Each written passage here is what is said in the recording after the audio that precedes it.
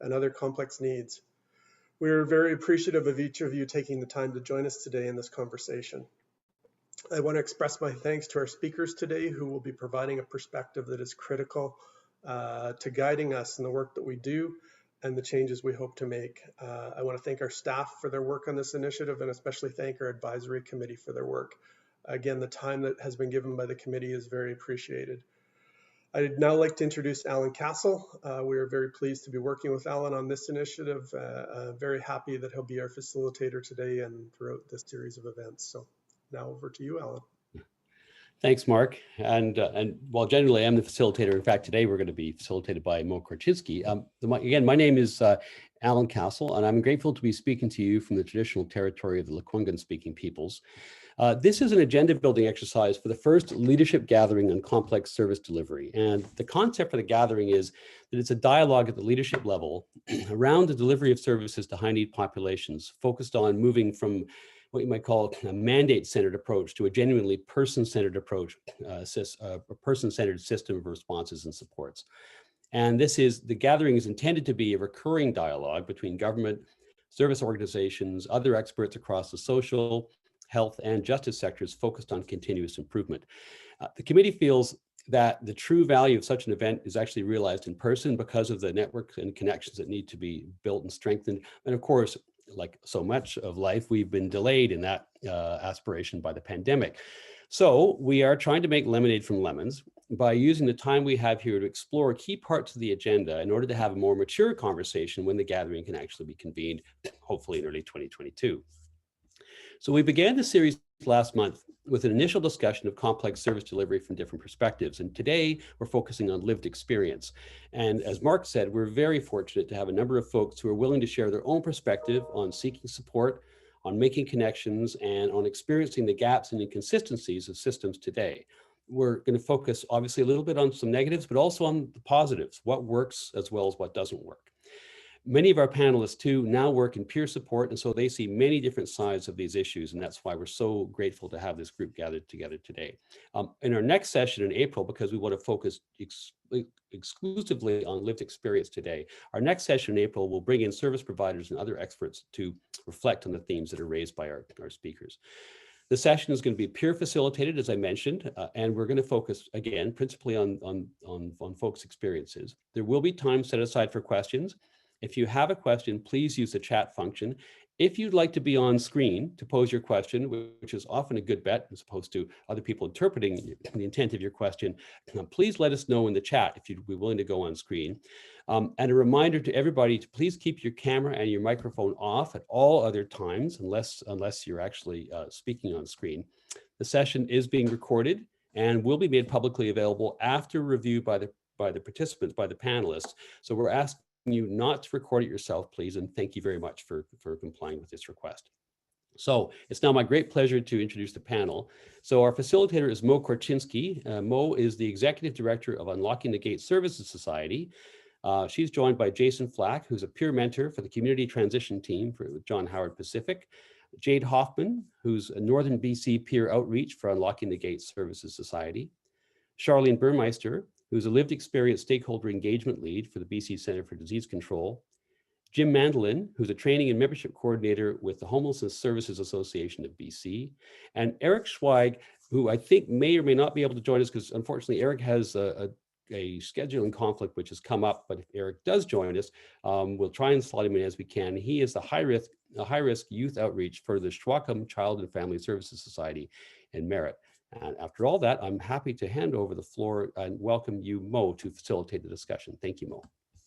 Thank you, Alan. And I'm very honored to be here with my colleagues and my peer workers.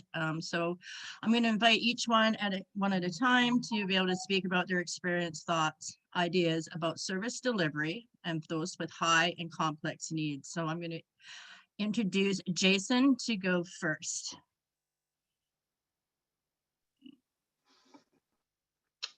Hi, everybody. I'm Jason Flack. I'm a peer mentor support worker with the John Howard Society. I haven't been in my position long, maybe about 9 months. I hope I do well in this. It's the first time I've ever really spoke in anything like this. So I wrote out a few pages of my life experience and some of my complex needs. So here we go. I have had many complex needs in my life. At some points in my life, I had many all at once. These included mental health and substance misuse, offending behavior, employment difficulties, relationship difficulties, domestic violence, including corrections, probation, as well as poverty, are the ones that stuck out to me. This is the first time I've researched complex needs, so quite possibly there are more. Here's a brief description of my complex need. I had trauma in my life. From my lived experience, I used drugs to mask the pain. I reached out to counseling and treatment for my drug use. The focus of those meetings with counselors was on the drug use itself and not the trauma attached to it. What I remember most is being told that I didn't want to quit drugs, which now I know is true as I hadn't dealt with the trauma. Of course, I could only get short terms of sobriety. I also had a history of offending behavior that included stealing, disobeying laws. I started stealing to pay for my marijuana habit as well later as my addiction progressed for cocaine and crack. For a long period of time, I was what you would call a functioning addict. I would work for my money. My addiction manipulated my life to allow me to keep using. I went into self-employment and cash work. As my addiction progressed, I ended up backsliding, but this time it wasn't just money. It was time and happiness to others. My relationship difficulties were in every part of my life: family, friends, acquaintances, and work colleagues. I would not really talk to my family unless I needed something. And with my children, I was absent as a father. With work colleagues, I would connect only on a very shallow level. I can relate to social isolation as well. I never wanted to be around anyone. I felt alone in a room full of people. I felt like no one understood me.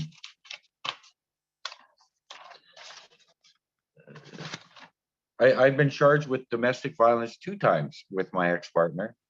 Both times I was removed from my home and had conditions on where and what I was allowed to do.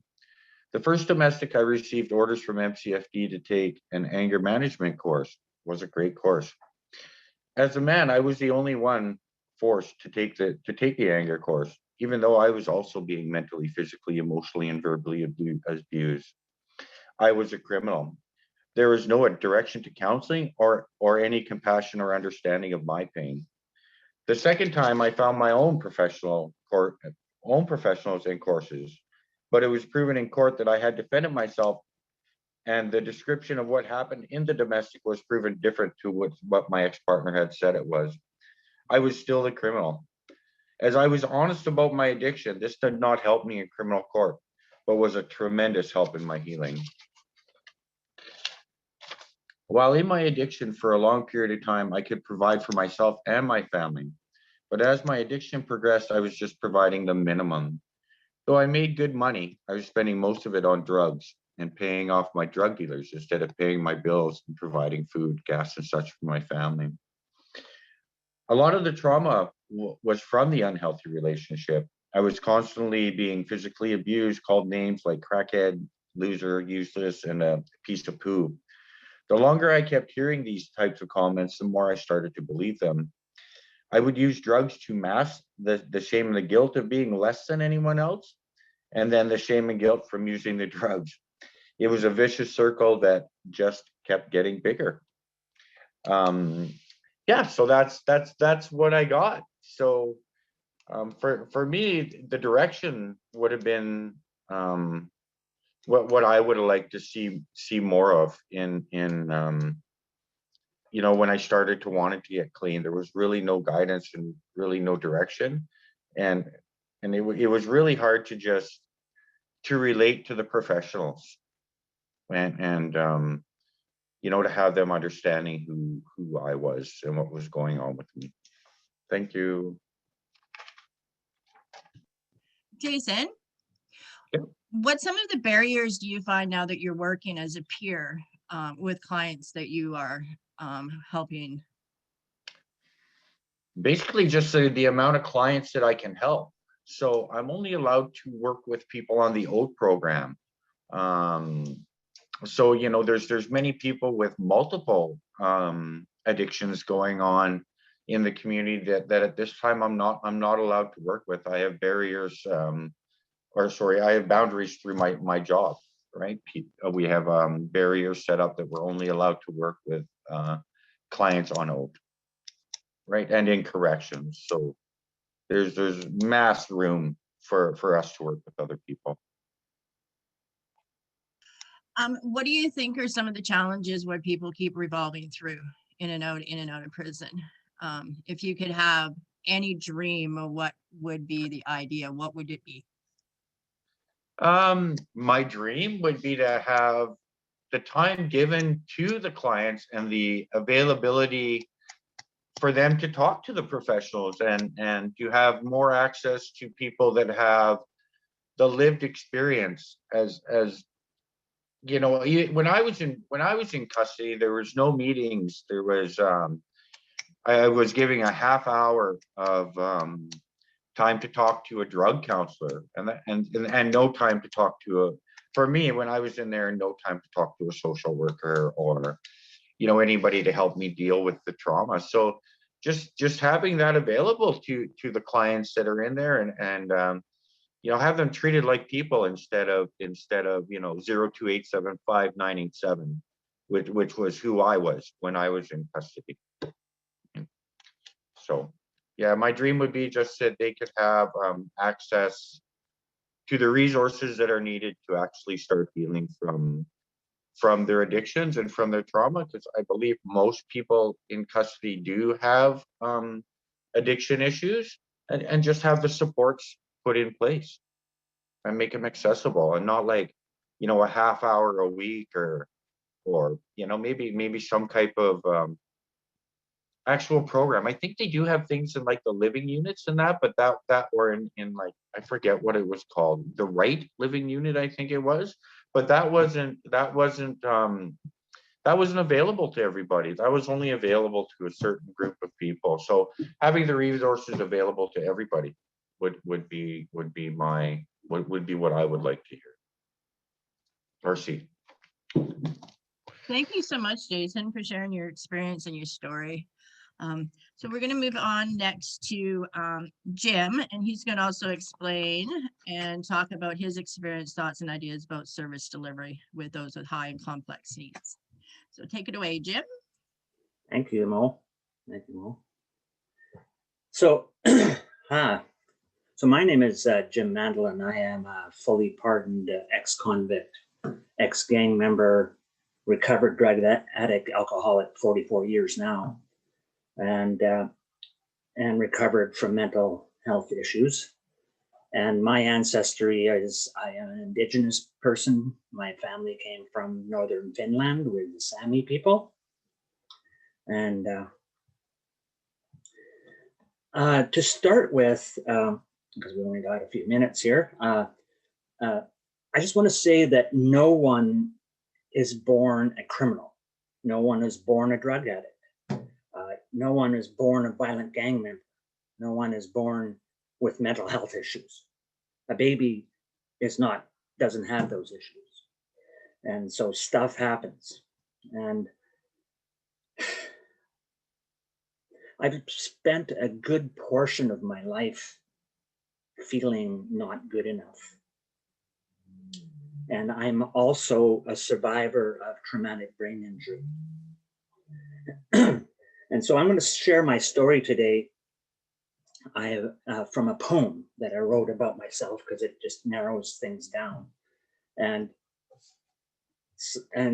perhaps help those listening see how complex issues can arise. And you can look at when you're hearing my story, you can hear that. So my story actually begins when I was born. So actually before I was born, but I won't get into that part. But so I'm going to read my poem, and forgive me if I'm looking at the paper, because it just helps me from not getting too emotional. And I can complete this. And my poem is called How Violence is Born.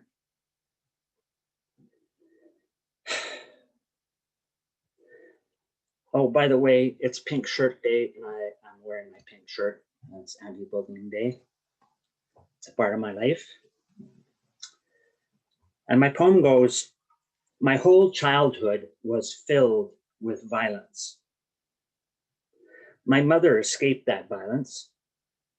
She ran away when I was 3. Brother was 1. She was only 18. She never came back. And I never had one hug after that.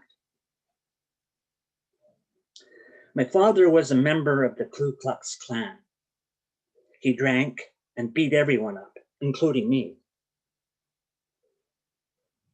He would punch me to the ground, and when I could stand up and not cry, he would go, "That's my boy." My father sexually assaulted me in his drunken darkness. His sister molested me by night. By day, she was just mean. I became terrified by 4. I peed my bed till I was 15. My uncle beat me often.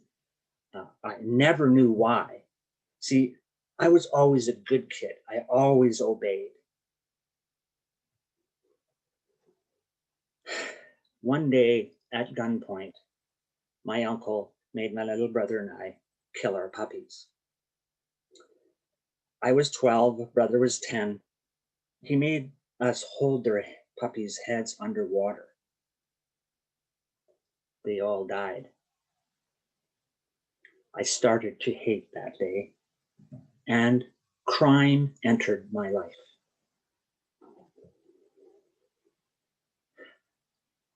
I was bullied every day in school. I didn't speak English. Even some teachers were cruel. One of them wouldn't let me go to the bathroom. I pooed my pants 6 times that year in her class.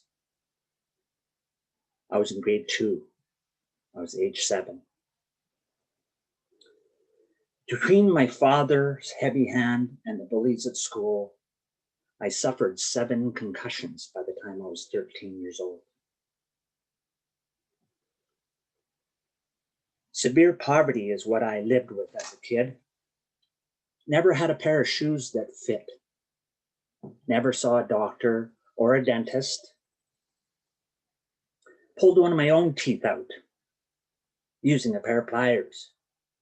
I was only 11 at the time. So at 15, I too escaped the violence. But then in the streets, they were just a different kind. I became homeless and hungry. Didn't trust a soul. Became a drug user, a drug dealer, and I went to prison. In prison, I was recruited into a gang where I finally got a hug. My new gang family swept me up, and then soon I too became violent. At 22, a drug and alcohol seizure led to my cardiac arrest, and I was pronounced dead. But in that place of death, I had an epiphany that brought me back to life. That was over 44 years ago, and I'm still here, and there's still work to do. With the help of some remarkable counselors and agency workers, I was able to forgive myself, let my family go, and I have moved on. I pride myself in becoming vulnerable. It has become my greatest strength. I learned that hurt people hurt people. Now I dedicate my life to helping hurt people heal that hurt. And I dedicate my poem to all the people whose stories we will never hear. because they didn't survive. And that's my poem.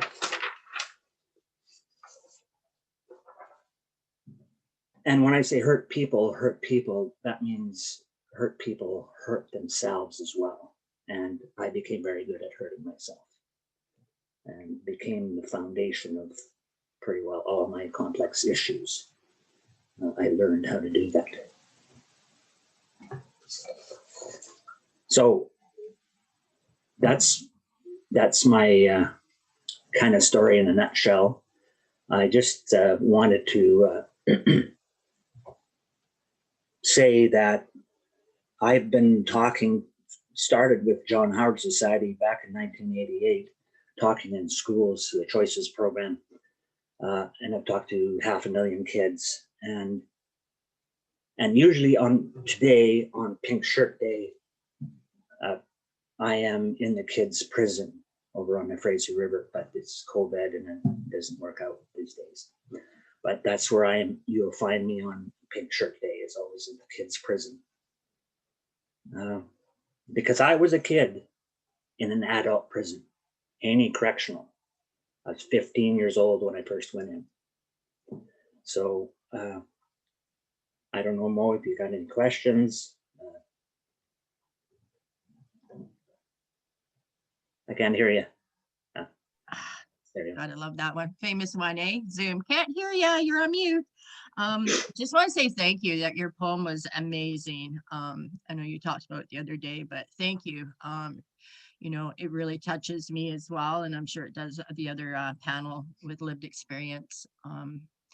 You know, and I'm also wearing my Pink Shirt Day because See that? you know, it really you know, what impacted me so much in my life was my childhood as well. And you know, I don't want to see any other children go through that. So thank you so much. And we'll probably have some questions for you after. And I just want to say that my therapist, when I started back in the early 80s in therapy, she said, if you trust me, I will help you see how the pain in your life today is connected to your childhood. And I trusted her, and she gave me. And thanks everybody for. And that's something what's so far, you know, that we don't, so many people with this lived experience or who are living this don't have that trust with anybody. And Right. And it's amazing to find somebody who, you know, really goes out of their way to create that trusting relationship. Yeah, she was a 60-year-old granny, and I trusted her. What can she do, right? Yeah. She was amazing. Anyways, thank you. Thank you. Okay, I'm going to move on to our next speaker. So we're going to hear from Charlene about her experience and thoughts and ideas about services with high need. So take it away, Charlene, and thank you. Hello and welcome, everyone. My name is Charlene Burmeister, and I am the person with lived and living experience stakeholder engagement lead at the BCCDC, also the provincial peer coordinator with the Compassion, Inclusion and Engagement Project, which is a collaboration between FNHA and BCCDC. I'm also the founder and executive director of what was the first drug user organization in the northern region of Quesnel. And I'm grateful to declare that there are further emerging drug user organizations and peer groups in the northern region that are you know, gaining ground and doing some really great and amazing work. I would also just like to briefly express my gratitude for working on the unceded, stolen, and continually occupied traditional and ancestral territory of the Lataco Dene Nation here in what is otherwise known as Quesnel, BC. My lived experience was slightly different than some of those. And when we were doing the planning event, I asked myself, why am I being asked to be a panelist? Because I didn't suffer with incarceration. I also didn't suffer a largely abusive childhood. I think I suffered more from neglect and lack of mentorship and lack of leadership, and certainly was raised on welfare without a father, and it was very clear to me at a young age that that my mother wasn't concerned with myself or how things were for me. It was I learned at a very young age that don't let the door hit you in the ass, and the quicker I was gone, the happier people would be. And so I think And I was diagnosed with ADHD just last year. And so obviously, as a child in school, having challenges around some of those complex issues was kind of like the perfect person for potential disaster. And so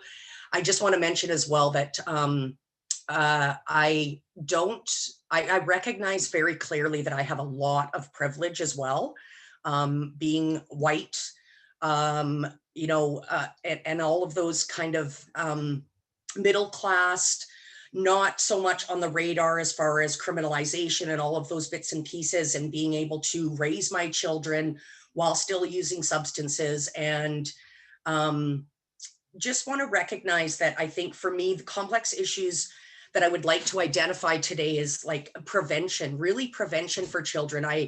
Being raised on income assistance, we didn't have access to funding for sports events, those type of things. I lived rather rural and remote, and we didn't have a vehicle. So I didn't have the opportunity to be engaged in events that would have built camaraderie and relationship, and potentially access to outside mentors from my home.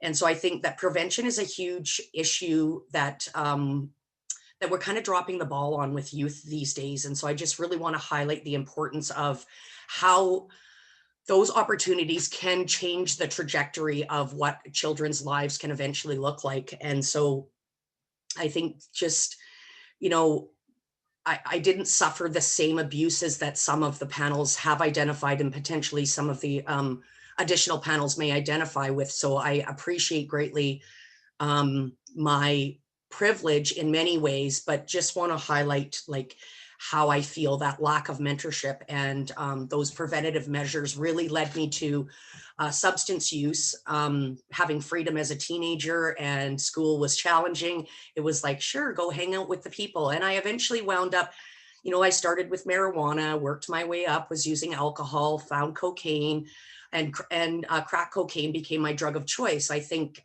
we recognize that stimulants sometimes do the reverse for people who have ADHD. They actually have calming attributes to them. And so I think that's kind of why I fell into that, not to mention that it was the 80s and early 90s and crack cocaine was quite prevalent. And so I am a person with lived and living experience, and I have ebbed and flowed in my experiences. And there were times in my life where my substance use was problematic. And there were times in my life where my substance use, I think, actually gave me the ability to continue through some really traumatic times in my life, and actually could be of consideration of life-saving measures for me. It was a way to self-medicate. And so the person I am today is a person with lived experience who uses substances once or twice a week, a very small amount. I'll be perfectly candid. I get about $40 worth of crack cocaine once or twice a week. And I check out a little bit from my 70 to 80 hours a week of work. And it's just my way of, just having some time to myself, checking out, not having to think about work and home and all of those other things. And it just kind of works well for me at this point in my life. I don't know where I'll be tomorrow. But today, this is who I am. And so I think identifying that publicly really just feeds into the dialogue around the importance of decriminalization, and that I face criminalization when accessing the substances that I choose to use, that I don't have the same privileges that many have when it comes to alcohol or marijuana today. I don't have the access to safe regulated supply. I put myself at risk for criminalization. I put myself at risk with a toxic market. And I truly believe that I should have the right to access what substance I choose to use in the way that I choose to use it, without being criminalized or being in a place of accessing a toxic market that puts my life at risk. And so those are some of the key messages that I feel are important for me to share here today. I just want to think about, access to counseling and mentorship for children. And I think some of what Jim and the other participants has shared is really valuable, like unpacking your history and your traumas, and maybe it's not just trauma, maybe it's neglect. And so having minimal barriers to access to services, and having peer engagement and peer liaison and peers involved in those processes has really proven, and evidence-based approaches are being implemented in a larger scale now. And we recognize the importance of people with lived experience being part of the systems of design, delivery, development, and evaluation, and that we are the experts in our own lives, and we better understand these complex issues as people with lived experience, and that we are vital roles, we play vital roles in the delivery and design of systems that meet our needs in those complex issues, and removing some of those barriers and assisting each other in those processes. Just trying to think if there's anything else that I thought that was really important to share with the vast audience that we have here today. But yeah, I think that's really all I have. And I do welcome any questions that people may have to further delve into some of my thoughts and ideas around that. But that's really just what I wanted to share today, that there is trauma, but there's also neglect and lack of mentorship and lack of interventions for mental health and medical issues that are clearly present within the present systems, that actually children fall through those gaps and can wind up in a place that is not helpful for them. But also recognizing, I want people to really understand that substance use, there are people who have good relationships with drugs. And that we quite often, when we think of drugs, we have these really stigmatizing ideals around substance use because we view them from the population of people who have problematic substance use. And it's important to recognize that not all people have bad relationships with drugs. And as Canadians, we should be able to have access to safe, regulated supplies. I think that's really all I have today. Thank you. Thank you, Charlene, and thank you for your view and, you know, bringing up a really important issue about drug use. And, you know, I liked when you commented the other day how marijuana and alcohol are legal, and, you know, and who makes that decision. And we put so much stigma on people who use another drug. And I always say, you know, always tell people that, you know, drugs was never my problem. It was my solution. You know, I don't think I would be here today if it wasn't for me using drugs and to be able to cope with my childhood trauma and my abuse. So thank you again for sharing, Charlene. So we have one more speaker. We have Jade. So Jade's going to talk about his experience, thoughts, and ideas about service delivery and complex issues. And honored to present him, one of my staff. So thank you, Jade. Hi, everybody. My name is Jade Hoffman. I'm a peer mentor with Unlocking the Gates. I'm also a community reintegration worker with Urban Aboriginal Justice Society here in Prince George. I'm speaking from unceded Lheidli T'enneh territories. So I just wanted to speak a little bit today about my lived experience. I'm oldest of four. I grew up in the poor side of Edmonton, in one of the poorest neighborhoods. I was a product of an abusive home. Parents both were alcoholics, and I got involved with social services when I was 7, and had you know, many different homes and schools and training schools and whatnot and stuff like that. I had 3 suicide attempts before I was 12, due just to my upbringing and stuff. And then when I first went to the youth jail is when I learned, you know, all about drugs and all about, I went to school and I basically became a criminal from that in terms of learning how to survive. I was given 2 years on my first sentence for stealing food because I was hungry. And from there, I got involved with gangs, with drugs. I was a hardcore gang member. I was a drug dealer. I was a debt collector.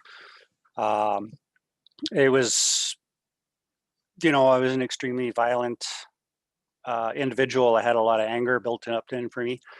And I've done somewhere close to, I think I added up, and it was over 25 years that I've done. I'm almost 50. So over half of my life I spent in, you know, one type of institution or another.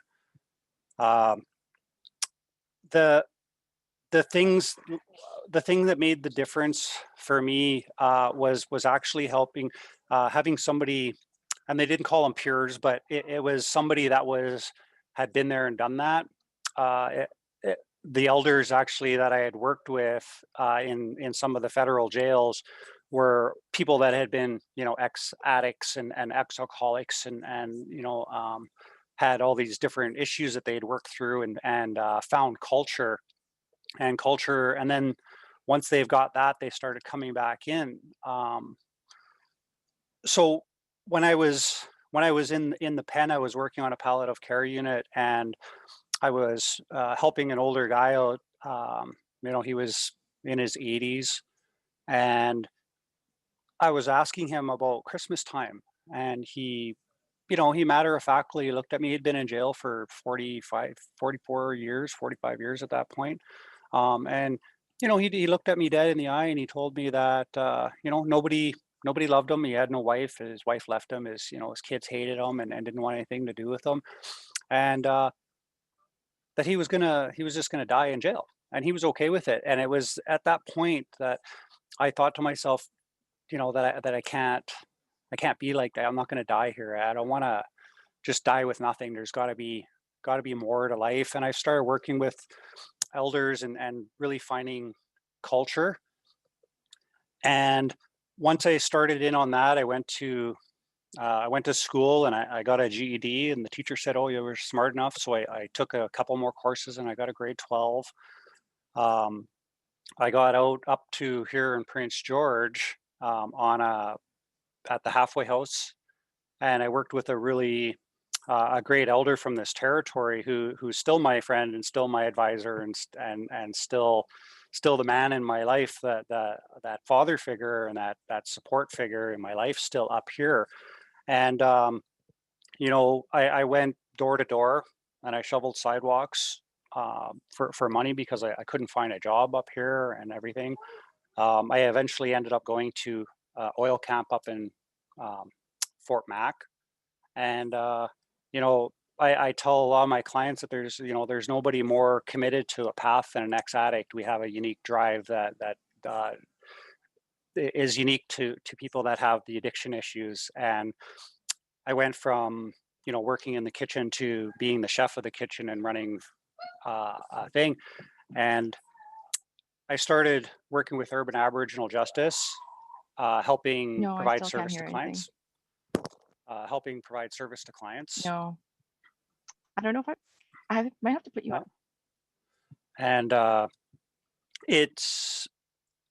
I started really helping the thing, and I've started working with clients, both with Unlocking the Gates and with Urban Justice.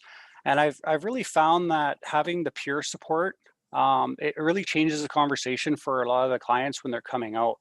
I had that issue when I was in, where dealing with the professional that didn't have that experience, weren't able to tell me certain things and certain ways of doing things because they hadn't the experience other than reading about it.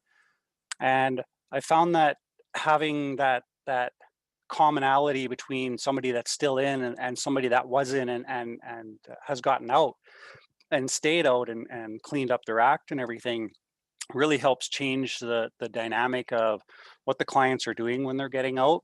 I know for corrections up here, they've really taken to heart the pure part of this, but they've also started to involve a lot of Indigenous programming and stuff up at the jail. And it's really, they have the Right Living Unit up there, and what that's designed to do is basically help the clients get out of the jail mentality before they get out. And so it's a lot of their understanding there's a lot more to just the addiction, just to like how people are, that we're not just like that everything that we do is a learned behavior. And if we've learned something one way, we can learn something the other way. And I think corrections and parole and probation and the people up here are really coming around to understanding trauma-informed programming and stuff. So I guess that's it for now. Thank you, Jay. Can you talk a little bit about what you find some of the barriers, what contributes to the revolving door of people going in and out up in Prince George? Yeah, absolutely. We see a lot of people, one that we're a central hub up here for a lot of the remote communities and some of the smaller cities. And we end up with a lot of people here that aren't from here and they literally get stuck. They might pick up a charge and they end up at PGRCC, and the jail is only obligated to release them back to town, not from where they're from. And that becomes an issue with people, and then they get stuck in that revolving door because they can't get out of the city. The other issue, of course, is like everybody else is, housing, like affordable housing. We have people getting out and yeah, they're on assistance, but you can't rent a room for less than 600 up here. I mean, even the hotels and stuff are $600, $700, $800. And the people that are getting assistance checks coming out aren't able to get anything. And it's really, that's what sends them off a lot, is because they come out and they don't have that place to live. They don't have that place to feel secure in. And because of that, then they aren't able to access any other programs. And then they fall right back into, what's comfortable, what they know, because they can go hang out with their friends down in the hood rather than, spending time at the shelter. So it's a lot of, it's the extreme poverty, but it's little things like, the housing. We have a ton of programs and service providers up here, but it's just having the people being able to access, because we're so small that we don't have, a whole ton of resources to offer all the time. So I think that's like the biggest thing. And then of course, the trauma is something that the clients need to have access to and be able to work on while they're out. Because until they work on that trauma, they're going to be like me, and we're going to quit, and then we're going to get out and we're going to fall off, and we're not going to understand why. So until we start learning and working with youth and getting them to deal with that trauma now, then they won't. It takes care of future problems.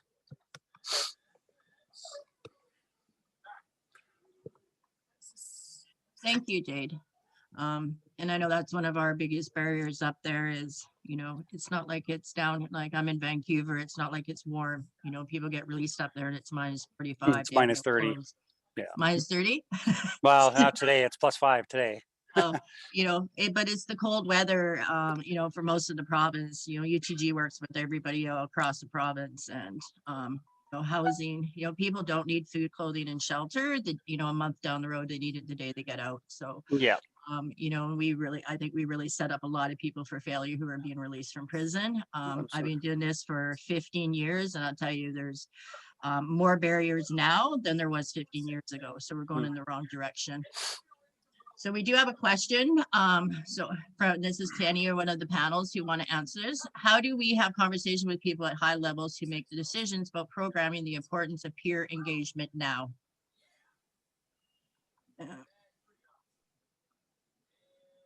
If anybody wants to answer that, anybody?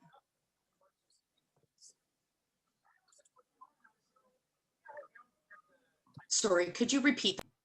Sure. How do we have conversations with people at high levels who make the decisions about programming, the importance of peer engagement?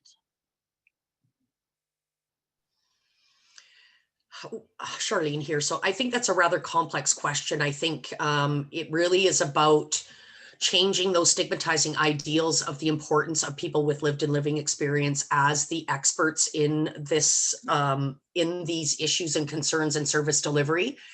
And it's very complex. And the work that I do with the Compassion, Inclusion, and Engagement Project is tailored to exactly that. We work with peers in community and spend a couple of days with facilitated dialogues, preparing peers, usually in rural and remote communities where this work has never really been done before. And then we spend a day or two with service providers that are delivering harm reduction related services or services that are related to people who use substances. And then we bring them together in a facilitated dialogue to try to prepare communities around the importance of peer engagement. And so it's very complex and it takes a lot of work and a lot of commitment, but it really is the commitment of leadership to value the importance of peer engagement that moves the work forward in a good way. If we don't have buy-in from leadership, then we quite often see that the importance and value to that work kind of just falls off and doesn't really gain momentum and keep moving. But the overall questions on how to do that effectively are very complex and would vary from organization to organization. So I'm not sure I have a specific response. I think that the BCCDC Toward the Heart website has a lot of documents and information around this specific subject, certainly around best practice guidelines to peer engagement, and lots of stuff that would be probably very supportive documents that would help people to better understand some of those complexities around what that may look like. So yeah, thank you for that. Yeah, I totally agree. I think my biggest thing for the last 15 years is always being invited to events as somebody with lived experience and ask, what do I think will make a difference and what we can do to change? And then it just ends up in a report. Ask somebody, what would save people's lives? Everybody, we got COVID, we got the overdose crisis. COVID's just made our job harder, but it's the overdose crisis what is number one for our organization. And 3 years down the road, they write a report, no one ever sees it. So I just think people really need to listen to people with lived experience, and we need action. And we will stop that revolving door. We'll stop, the OD, the numbers of ODs, and, people need, like I said, people need help the day they get released, and not a month down the road. So we have another question here. We have heard that for someone who is struggling with a whole bunch of things and whose life has gotten complicated, being honest and forthright with one system may cause problems in another, especially criminal justice. What kinds of changes would you be most helpful going forward? If anybody on our panel wants to answer that question. What was the question again? Sorry. Sorry. We've heard that was someone was struggling with a whole bunch of things and whose life has gotten complicated. Opening up to one service provider can cause problems with another. So what changes would be helpful going forward?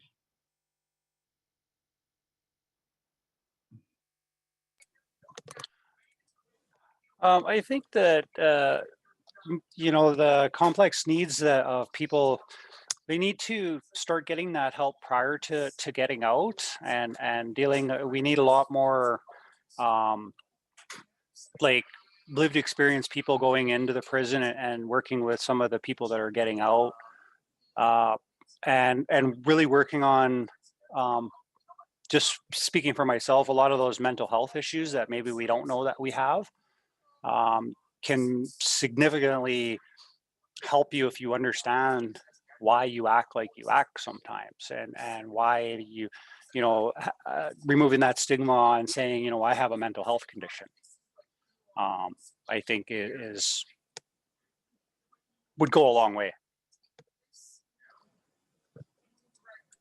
Yeah, and I think it is letting go of all the stigma, what we have out here in the judgmental. Personally, even for myself, I was pretty judgmental even towards service providers, thinking that they're going to be judgmental to me, right? So for me, I think 15 years ago, having a peer helping me, I would probably have broke the cycle of going in and out of prison. So Jim, do you have a comment? Yeah, just how to reach high level people. I just wrote a 30-page document for Spark BC about this. First, it's difficult and complex because the people that are in charge usually come from privilege, and they have degrees and they've been able to go to university and do these kinds of things. So having educating them, which is also a complex thing, because it's not like you can just go, I mean, you can share your story and show how these complex issues are created and the barriers that they create. But you have to have the willingness, and I think I have to agree with you, Mo, that it ends up just in a report somewheres, and there has to be the political will to actually, help people, and it's just the flavor of the month and who's in power and things like that. But it's an ongoing battle, and I'd love to sit with a group of these policymakers and government people to show them, exactly some, like what Jade was saying and stuff, some of the thing, and Charlene, like, what is it that we, what are these complex issues, and do you really want to change the environment? The environment has to change. You can't just, tell somebody, okay, you go and change. It's a willingness, and then it has to be, okay, I'm willing to change, okay. And then there's some place to go right now when you're ready. But it doesn't happen that way. And then, I'll come back in 3 weeks, we'll put you on a waiting list or whatever it might be. And I find that,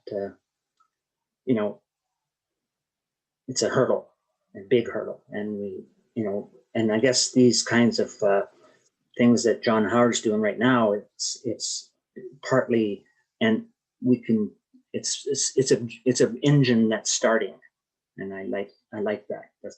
Yeah. I could talk forever on it, but yeah.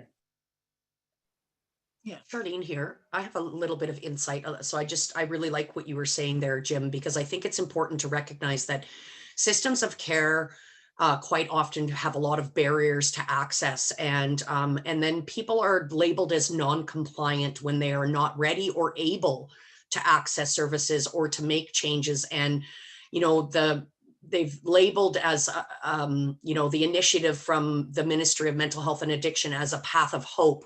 But the reality is there is no path of hope when you're dead. And we are losing absolutely unacceptable amounts of Canadians due to this overdose crisis, unprecedented deaths that are actually preventable. And so that is the huge concern that I have at this point. But I think it's also systems of care, treatment, detox, counseling, all of those have so many barriers. We need to think about approaches to treatment and detox and others with access to safe supply and different options for people to meet their individual needs. It needs to be a client-centered approach. When you're asking someone to go, or giving people opportunity to go into treatment or detox, if they're ready for that, there's a lot of complex issues that prevent people from being able. They have children to take care of, pets. What happens with their home? So the system itself is not geared to support people to success. It actually supports people to failure. And then they're labeled as non-compliant. And we get this parental approach of, if you do as I tell you to do, then you will be successful. Otherwise, don't expect me to continue to help you. And I see that over and over and over again. And we really need to change the way that we engage people and think about this from a client-centered approach and a holistic approach. Yes, I totally agree, Charlene. And this takes us into our next question. The stories about drug use and its relationship to trauma and recovery seems more complicated than the general public seems to imagine. What should we be thinking about when considering decriminalization or legalization? What's going to be most helpful? I think education is the most important thing. I think a lot of people that aren't dealing with or have a lot of experience with somebody that has an addiction just look at people as, we've kind of just chosen that's our, without looking at, the underlying causes. Like I think it was Jason that said, we don't just wake up one day and decide that we're going to be, crackhead, or that we're going to be an alcoholic, or that we're going to be a full-time criminal or a gang member. It's all stuff that we've learned in order to cope with our trauma. And I think for other people to understand that and start looking at people with addictions as people and not as an addiction will help change the narrative on that for sure. Charlene here. I'd just like to add too, we put a lot of effort into anti-stigma campaigns, and I have been part of those processes as well. And I do believe that it is ignorance and lack of education. It's hierarchy of substance use. We have people who, you know, like, I only snort cocaine. So, you know, the narrative around substance use is really kind of problematic in itself, but how do you reduce stigma? And reducing stigma is rather futile as long as it's substance use is criminalized. As long as people are able to say it's a criminal activity, and people quite often think it's a lack of moral judgment, and that's still the way that many people think. And certainly that is in reflection of the hierarchy of amongst substance users themselves. So you know, reducing stigma in a criminalized element is really hard to obtain.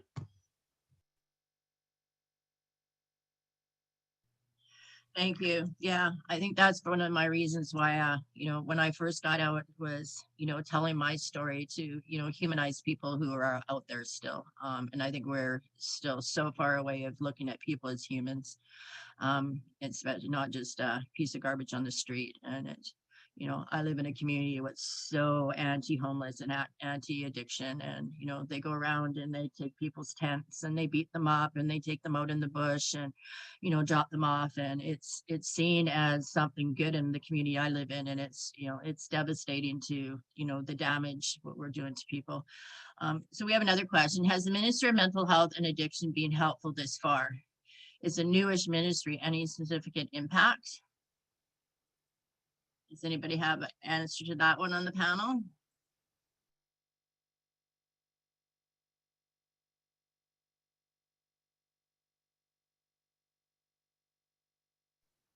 I will. I've been actually working quite a bit with mental health and addiction services. And for me, I mean, when I went through their website the other day, again, it's not accessible to anybody who needs help now. And there's a big barrier. I don't think we should separate mental health and addiction, but it does when it comes to, if you're working with somebody with just mental health, you have to have addiction to go to a lot of these places.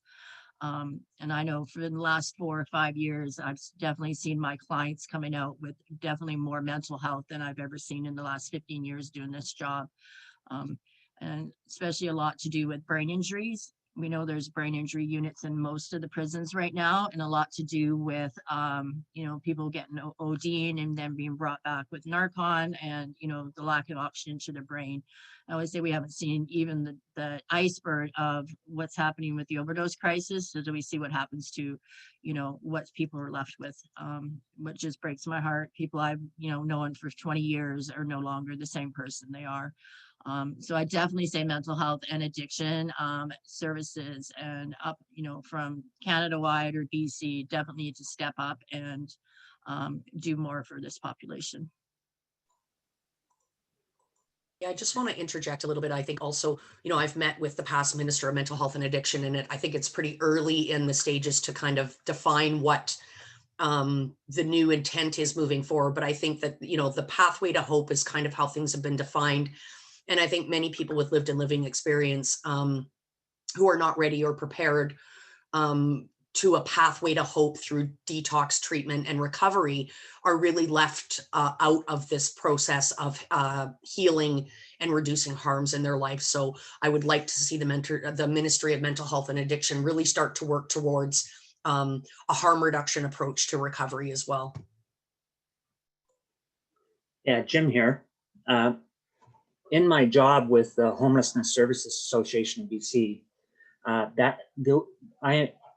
I shoot to create trainings, and it's just in the homeless sector and women's transition houses that get these trainings. But you know, whether it's safe supply and advocating for safe supply and these kinds of things, these kinds of trainings, and I see that numbers of times, because I control the back door here and the techie on the back side here, and I see many government people signing on to watch these webinars, different ministries, and that, which is good to see. And I always let them in. So there is an interest, and this, if anybody that works I mean, John Howard's a member, so if anybody that wants to see some of these trainings, just let me know, just send me an email, and I can, hook you up with certain trainings. And that's what we're trying to talk about, is trying to, educate mostly frontline workers, and then managers, and then the community as well. Thank you. This next question is for Jade. Jade, how critical was the ability to reconnect to your culture, and how could agencies do more to make this happen? I think it was absolutely 100% critical that I reconnected with my culture. Culture gives us a sense of belonging, gives us a sense of, we belong somewhere, we're needed, we can provide something. Particularly with Aboriginal children, when we grow up and we don't have that, which is what a lot of times that we fall into those gangs and we fall into that stuff is because they give us that place of belonging. They give us a role in life. When you're the gang member, you're the tough guy, or you're the drug dealer, or whatever the case is. And once culture comes into it, culture can take that over, and it gives you a different perspective. And I think it's so important, especially to Indigenous peoples, to really find those roots, because it gives us something to hold us to the ground, something that gives us a sense of identity. It gives us a sense of well-being, and it allows us to really, really work through our trauma and learn to understand that we are like we are because we have mental health conditions, because we have trauma, because we have all this stuff in the past that we need to work on. And within culture, it's all built into it. So the further along you get, as you're earning, feathers or drums or pipes or sweat lodges, or whatever the case is, there's always a series of steps. And within each one of those, you get a little something, and it can change the direction in which you're going, because it gives you a sense of accomplishment, gives you a sense of, oh, I'm doing good. I'm doing, and because a lot of times when we're in addiction, we're survivors. We're living in survival mode all the time, and all of those addictions and all those behaviors are learned behaviors in order to keep us safe. And when we transfer that over and we start learning culture, we start learning how to be like that instead, and it replaces all those things that the sweat lodge replaces the gang, the pipe replaces the other pipe, the medicines replace weed. It's all built into that, and it's designed that way in order to give us a place in the world and to understand our place. So I think it's hugely important. Yeah, I totally agree. I think one of the biggest issues working with clients coming out what are First Nations is how important culture is. But again, like Jade said, they're in survival mode, and so when they get out, the only thing where their mindset is surviving. Where am I going to find clothing? Where am I going to find food? Where am I going to sleep? Where am I going to go? And culture gets put in the back burner because they're just in survival mode. And if people got out of jail without having to worry about food, clothing, shelter, they'd have a better chance of connecting with their culture. Absolutely. So I find that a huge barrier for people to reconnect with their culture. I also think that having the peer mentors, working with people when they come out, is huge within that too, because when I pick up clients when I go up to the jail or I go into the jail, I'm oftentimes asked if I can provide some medicines, or if I can help them smudge, or if I can teach them about some stuff. And it's always, it's those little grains and those little kernels that we need to help them with, because that might be the one thing. And you can ask any of us, we always have that one thing in our past that changed our thinking, or started to change our thinking. We can always pinpoint it to one point in our life when this happened, I decided. And having the peer mentor, working with a lot of the clients that are coming out is super important, because we speak the same language. And I think having that person speaking the same language, but I think having them access services is a little bit easier, because when they find, like when I sit with a client and then they find out that I've done probably more time than they've done, and I've gotten out, it carries a little bit of, I call it that yard okay. But it's like, it's the equivalent of being in the yard and saying, this guy's okay.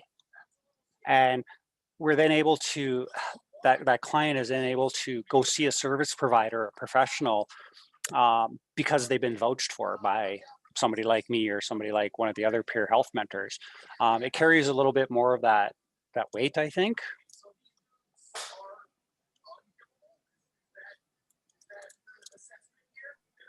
Thanks, Jade. Jason, this is a question for you. What was it like to be hired as a peer, and how has that impacted you? Oh, wow. What's it like to be hired as a peer? It's amazing to work with the John Howard Society as a peer. It allows me to stay connected with people that are going through the same thing that I went through, and am still going through in an extent. It reminds me to where I was at the beginning of my recovery and to where I am now. So it allows me not only to be grateful to what I've accomplished, but also allows me to connect with these people and let them know that a life can be achieved without drugs, and living in a healthy manner. I don't know how else to explain it. It's an amazing experience to work with the John Howard in a peer support position, working with people that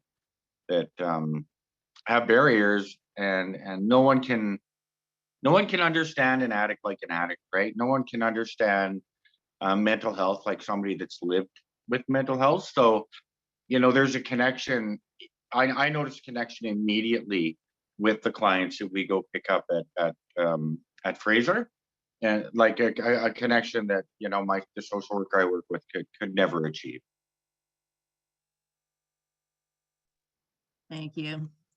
I'll add on that one too. I remember when I got hired 15 years ago to do this work, and the number one thing what was needed was I had prison experience. And I'm like, I got that, I have nothing else. And, over the years, hiring people with people with lived experience, and they all worry about the resumes and da-da-da. And to me, I always tell them, I said, the most important is your lived experience.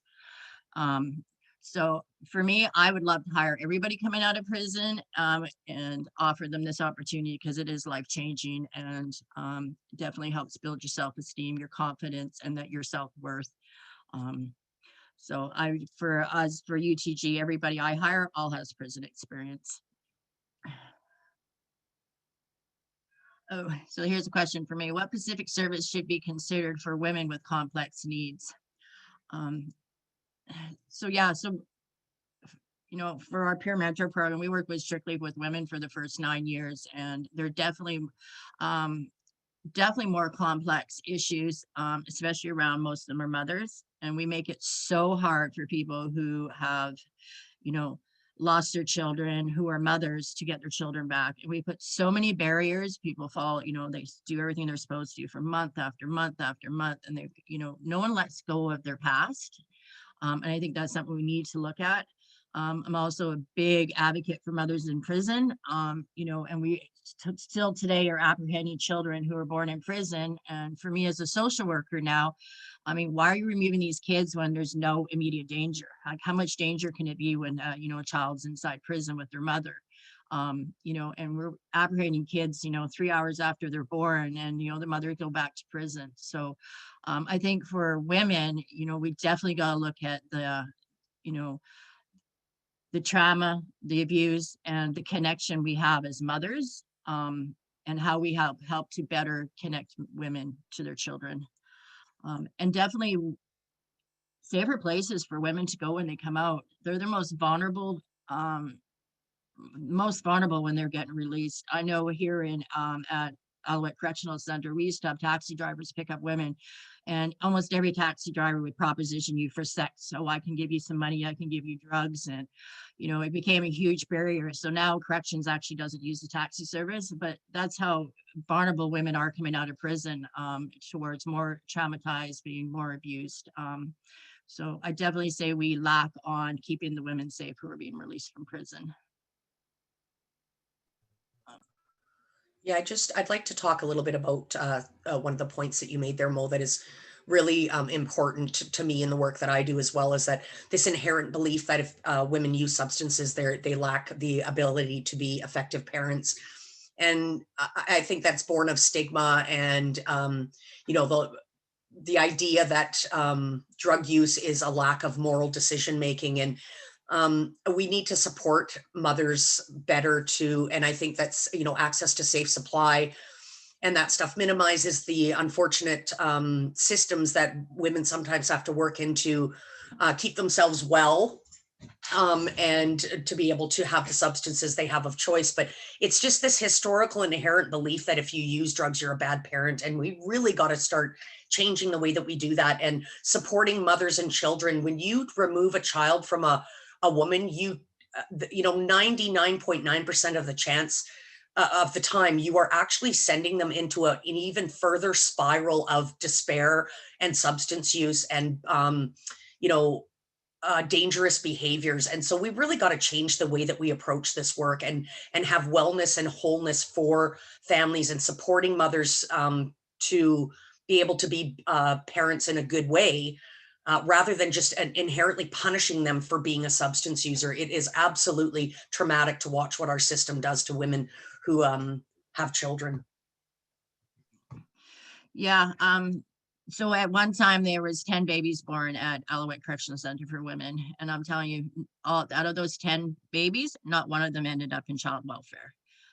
So super successful. I don't think you could ever see another program was that successful. So, I mean, we take children and put them in foster care. And they're just going to follow in our footsteps as, back to addiction, not feeling that they're wanted. So we're definitely causing more harm, especially around women and their children.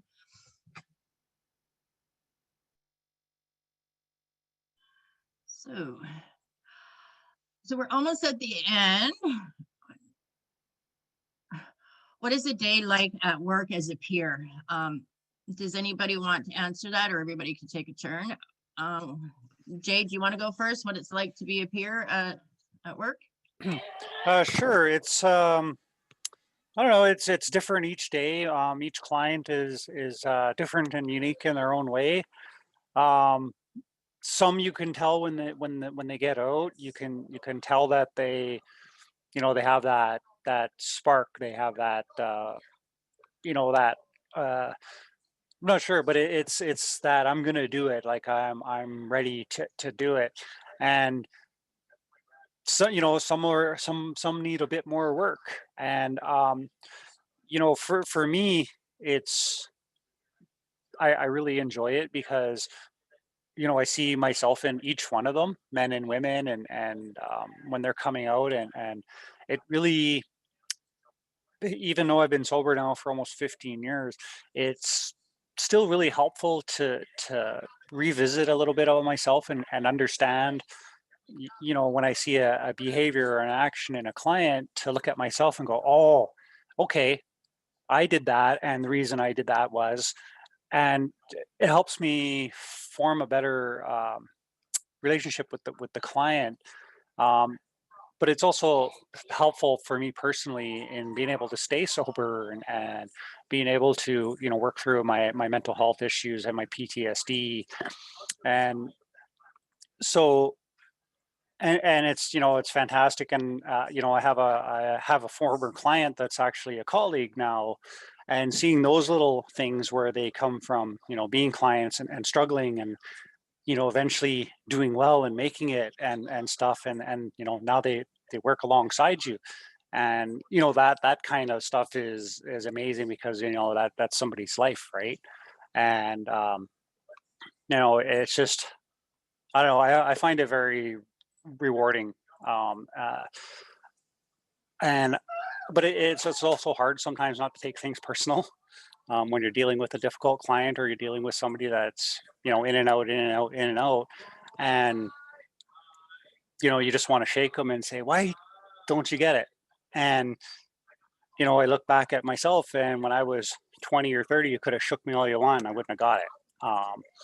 So, you know, it's a constant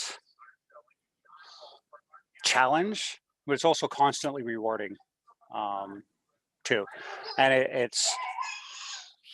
it's very helpful to be helpful, I guess, is a good way to say it. Thanks.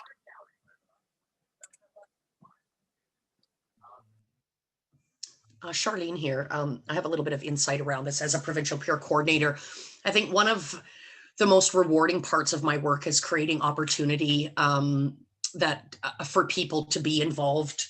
And recognizing in the northern region that peer engagement is a rather new concept, but having worked in systems throughout the whole province, you know, we quite often use the term vansplaining. There's a lot of work that's gone on, a lot of peer engagement, a lot of effective interactions and relationships and employment opportunities created. And so for me, it really is about like having radical kindness, and some of what Jade had said, like meeting people where they're at, creating opportunity. And if people are not ready, just saving space for people is really important as well.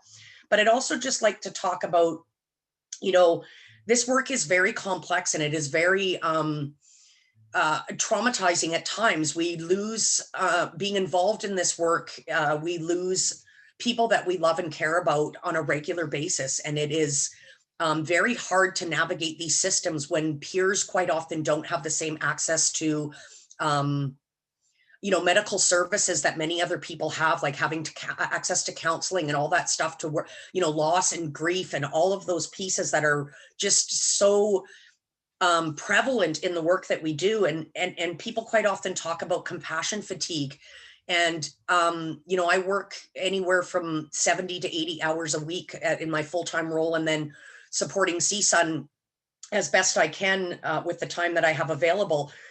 But it's, for me, it's not compassion fatigue, it's battle fatigue. I put on armor every day and I battle complex service delivery systems that I see cause so many harms to people and are not meeting the needs of the complex needs of people. And so for me, it really is battle fatigue. It feels like battle fatigue more than it feels like compassion fatigue. I don't have a problem having compassion, but I do like suffer greatly around my own mental health and wellness and self-care when I'm so committed to this work. And another thing I think is really important, and this is something I say all of the time, is that we need to invest in future champions.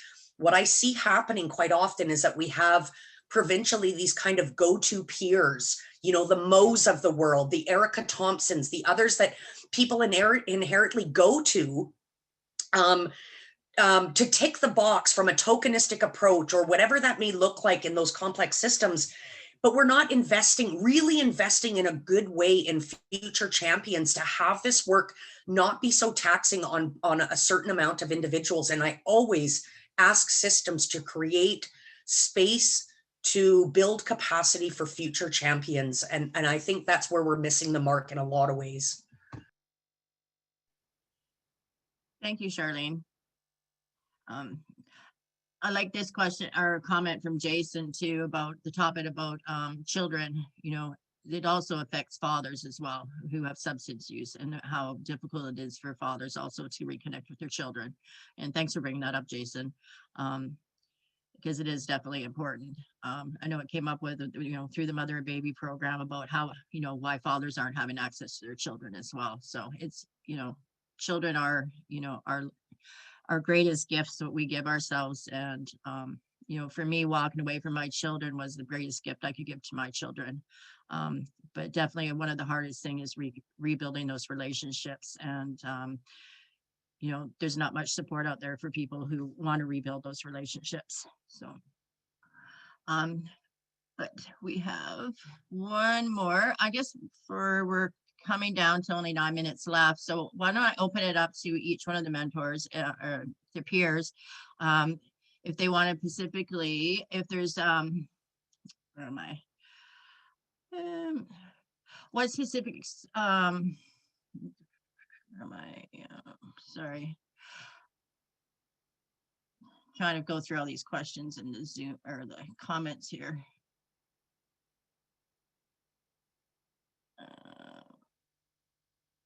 Okay, can each person, if there's one message that you want to leave with the group, what would it be? And I'll start with Jason. Hi, well, thank you so much. And I want to thank everybody for their comments and being here. What would a message that I would like to leave for the group?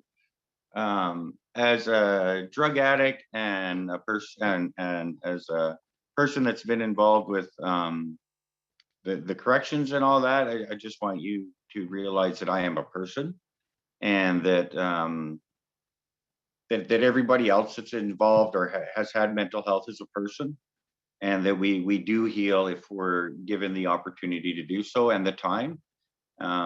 Show love and compassion to the addict or to the criminal or to the person with mental health, because we really need it. Punishment and stigma and prejudice against us just drives us further into our addiction, and it just creates more pain and more trauma. Thanks. Jim, your one message? One message, oh boy. I just want to say, I really like what Charlene said, you know, that it's not compassion fatigue, and I'm certainly a peer, and many people contact me for stuff. It's not the compassion, it's the armor I have to put on for the outside world. I'll give you a quick example. I have a medical condition. I can't wear a mask because of COVID. And I was in a grocery store and a woman pulled their mask down and spit on me. And that was just a normal citizen doing that. And so, you know, as soon as they find out where you come from, it's really, sometimes it's a minefield but you know what? I go to the 12-step programs. I believe in my higher power. I just talk to my higher power, and my higher power has given me so much, and I'm so grateful. And I have to go back to that when it's tough out there, where I have to put on my armor and people judge you a lot, you know, that are not from where we come from. So just, you know, rely on your friends, your support systems, your higher power, whatever. That's my message, because I know other people have experienced that, and like Charlene had mentioned. Yes, thanks. Charlene, what's your one message you would like to leave the group with? Well, I do have a couple small messages, but I will keep it brief. I think I would challenge service providers and policymakers to, you know, really dig deep into what your stigmatizing ideals are around. Those are learned behaviors. And I would like people to check their bias when they're doing their work. And I think another thing is really important is that service providers and policymakers need to realize the importance of the philosophy of nothing about us without us, that people with lived and living experience should be part of all systems of care in decision-making, and not from a tokenistic approach. Thank you. Thank you. Jade? Yeah, I would just like to say that, you know, having the service providers and stuff really take an informed approach to the trauma that people with addictions suffer from, and to really help them understand that once we can get these clients and these people inside understanding that their behaviors and their way of learning and their way of doing things stems from trauma, and that they need to work on that things will just not do any better. So I really think we need to push that forward with corrections, with probation, with service providers, and everything, to understand that, you know, most of this stuff all stems from trauma. Thank you. I guess my one message is, you know, I sit on a lot of these panels and a lot of, you know, writing different policies and that, but to remember that, 15 years ago, I was on the street. I was addicted to drugs. I was still going in and out of prison. And I think the one thing from our program, what I think as peers offer people coming out of prison and people we work with on the street is we give them hope. Hope that we can, hope that we beat it. We have our children. I'm a grandmother. I have my children back in my life. I have a job, I have a home, and it gives people hope. And I think everybody needs hope. And I think that's one thing that we lack giving people when they come out of prison is hope and a purpose. And everybody needs hope and a purpose. Thank you. I'll pass it back over to Alan. Okay, great. Well, thank you so much, Mo. I don't have much profound to offer after all of that, which I thought was just an amazing session. And first of all, I just wanted to thank you, Mo, for your facilitation, and Jason, Jade, Charlene, and Jim for all of the honesty and forthrightness, and frankly, you just kept us in your thrall, and I'm so grateful for everything that all of you brought to this discussion. Mo, I don't know if your inbox is overflowing with facilitation requests, but I'm sure it will be soon, because that was really well done. Thank you so much for all that you brought to that. And again, a very humble thank you to all of you for bringing these ideas forward. And the key piece being, this can't just end up in reports. And I see in the chat, a lot of people are acknowledging that's been the issue, and that's what we need to address. And the final thank you to all the presenters for your patience, because you've been saying, and I hear it quite clearly, this stuff again and again, over and over and over for years, and much respect for the patience and the continuing engagement. So I will just remind us that the next episode of this series is actually not next month, but in April, on April the 28th. We're going to continue based on the themes which were raised here. We're going to bring in service providers, other experts, and hopefully also some of the folks that were presenting today, and can continue this discussion. And with that, I'll turn it over to Mark to offer us a few final words. Thanks very much, and everybody. Sure, thanks, Alan. Not much that I can add at this point. I just want to thank each of the panelist participants for sharing their story. I think from the perspective of our agency, taking the time to listen to stories and allowing that to shape the work that we do, I think is incredibly important. So I truly want to thank you for sharing that. Mo, thank you for facilitating the discussion. It could not have gone better, and you were a big part of that. I want to thank everyone for sharing the time today and taking the opportunity to participate in this. And I hope you'll join us again in the future. Thank you.